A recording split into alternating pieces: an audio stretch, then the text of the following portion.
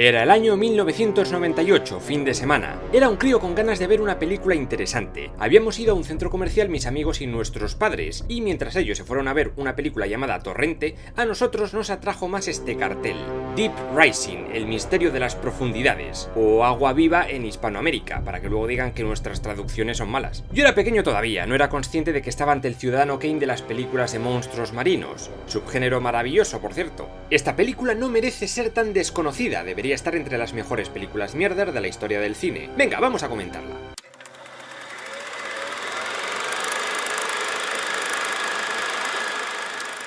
La peli ya empieza copiando el inicio de Tiburón, es maravilloso. Ahí mostrando todos los barcos que se ha cargado el monstruo a lo largo de los siglos, fardando. ¡Ese me lo cargué en 1800! Ojo, cuidado, empezamos fuerte. John Finnegan es un mercenario que tiene una lancha hiperrápida y de última generación, la cual maneja con un joystick y una silla gamer, que no sé si tiene mucho sentido, pero bueno. El caso es que es contratado para llevar a unos mercenarios estereotipados hasta el extremo a un crucero llamado Argonáutica, parado en mitad del mar de China, cuyo dueño es el multimillonario Simon Kenton. Muy fucker el tío, con unos golpecitos en la copa logra hacer callar a todo el puto barco.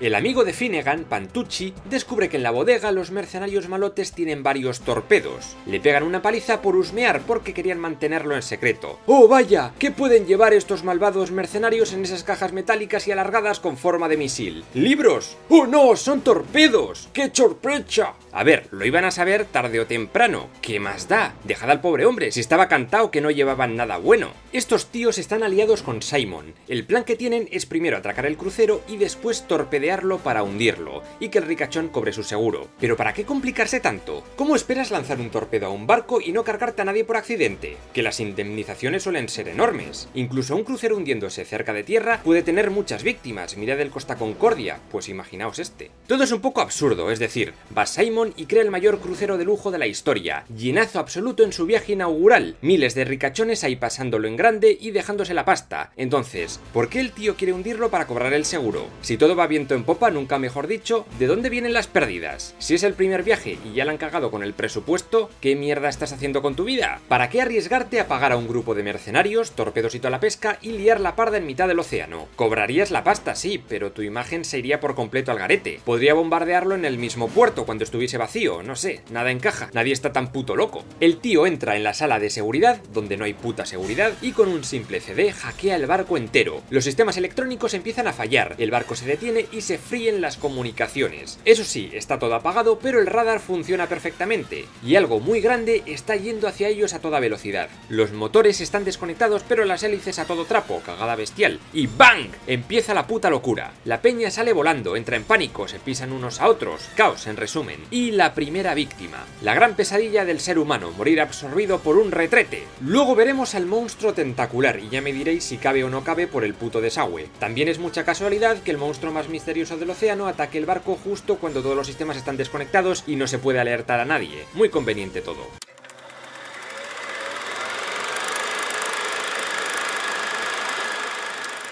Finnegan y los mercenarios están a punto de llegar al crucero, pero justo antes se chocan de frente con un bote salvavidas que se había caído. ¡Es un puto bote! ¡No explota! Decidme si no es la hostia de raro que provoque semejante destrucción en el hiperbarco gamer. Venga ya, si parece que lo están atacando con cañones, pero qué exageraos. Tras eso llegan al crucero y cuando van a tomar el control resulta que no hay nadie. Está todo vacío y manga por hombro. De todas formas, ellos son 7 y en el barco había cientos de personas. Un poco complicado el tema de los rehenes, pero bueno, nadie sabe qué ha pasado con la gente. Algo se come a uno de los mercenarios en un pasillo lejos de los protagonistas, pero no se sabe cómo, su rifle aterriza justo en la mesa donde están trabajando. ¡Magia! ¡Y otro muerto! ¡Hachazo! No, este no es por monstruos marinos, sino porque acaban de encontrar al capitán y al dueño Simon vivos en la cámara acorazada. También está Trillian, una ladrona que se monta en el barco porque quiere mangar unas cuantas joyas, y tras quitarle la tarjeta al capitán, logra colarse en la cámara acorazada. Tampoco hay ningún tipo de seguridad, solo una camarita de mierda que no sirve de nada. A mí lo de robar en un crucero siempre me ha parecido una idea muy gilipollas. Hagas lo que hagas, no tienes escapatoria, y en cuanto vean que han desaparecido joyas, de ahí ya no sales. Al final la pillan, normal, pero no solo a ella, también a todo el equipo de grabación. Sonreíd.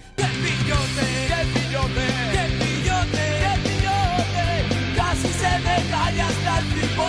A Trillian la meten en una cámara frigorífica, que es básicamente lo que le salva la vida. Los protas llegan a un pasillo lleno de sangre y hay cadáveres por todas partes. Los monstruitos intentan forzar la puerta para comerles y van doblando las paredes. A ver, la peli tiene sus fallos, pero hay que reconocer que hay momentos que molan, si te gustan estas mierdas, claro. No se toma en serio a ella misma y eso le da bastantes puntos. Además, la criatura tiene su gracia. Ya veremos luego que esos gusanitos son parte de algo más grande. No tienen ojos, solo una gigantesca boca, pero al parecer escuchan muy bien. Es en este momento de la película cuando Simon empieza a hablar de lo que cree que les persigue. Habla de la sotoya, una especie de pequeños gusanos marinos del periodo cámbrico que todavía existen. Lo que hacen es básicamente chuparte y exprimir tus fluidos corporales hasta dejarte en los huesos. Y yo me pregunto, ¿por qué este tío sabe eso? No viene a cuento de nada, y no veo a un millonario que construye cruceros de lujo leyendo sobre criaturas prehistóricas extinguidas. Otra cosa muy curiosa, estos bichos han cargado a cientos de personas en cuestión de 1 hora o 2, ¿y no pueden con estos 10 gilimemos de los cojones? Y luego es que estos gusanos cambian su modus operandi cada 2×3. Unas veces son mega ruidosos y van a lo bestia, otras veces se acercan sigilosamente y te comen cuando estás desprevenido, y en otro momento empiezan a organizar estrategias en conjunto cerrándoles las puertas. No entiendo nada, si hace un momento parecían bastante tontacas. Por cierto, ¿qué coño hace Layla, la mecánica novia de Pantucci, en el bote? Se supone que está arreglando el boquete que tienen, pero ¿cómo? Lo lógico sería tapar la grieta con una plancha de hierro, pero la vemos soldando la abertura, no sabemos bien por qué. Igual está haciendo como que trabaja el paripé. Por cierto, la muchacha era vigilada por un mercenario, pero cuando ese mercenario aparece semicomido, nadie se preocupa por la coreana, ni siquiera Pantucci, solo pregunta por ella al final de la peli. Vaya novio de mierda.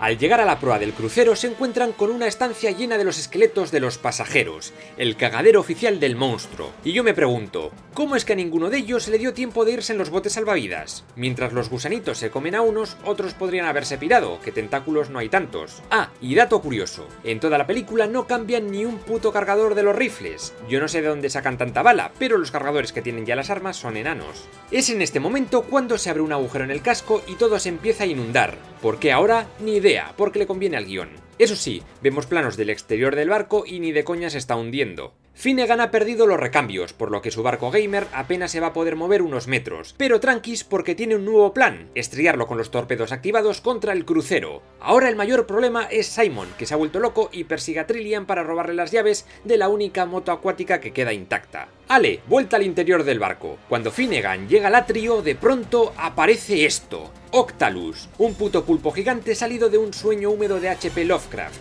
El jodido Cthulhu en persona, o en calamar, pero con un CGI noventero. Las culebras esas eran los tentáculos de la criatura principal, un ser descomunal que no se sabe bien de dónde mierda sale. Si ha abierto una brecha en el casco para poder pasar, ¿por qué no sale agua? ¿Por qué parece que el barco sigue sin hundirse? Si tiene una boca enorme llena de dientes, entonces, ¿para qué quiere las bocas de los tentáculos? ¿De qué sirve tener tantas bocas? ¿O para qué tener esa boca principal si no la vas a usar? ¿Sus tentáculos son independientes o todo está controlado por el Octalus? ¿Cómo es que puede respirar oxígeno?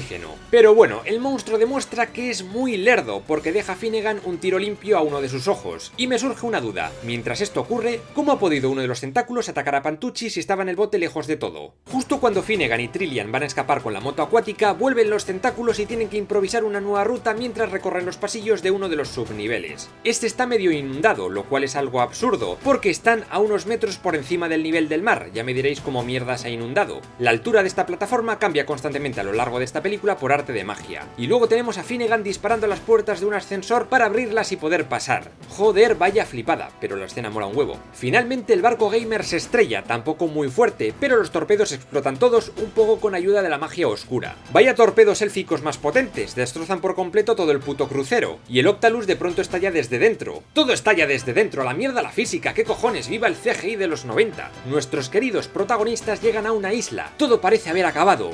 No, no ha acabado. De pronto se escucha un rugido enorme, propio de un ser del Averno. Y... créditos.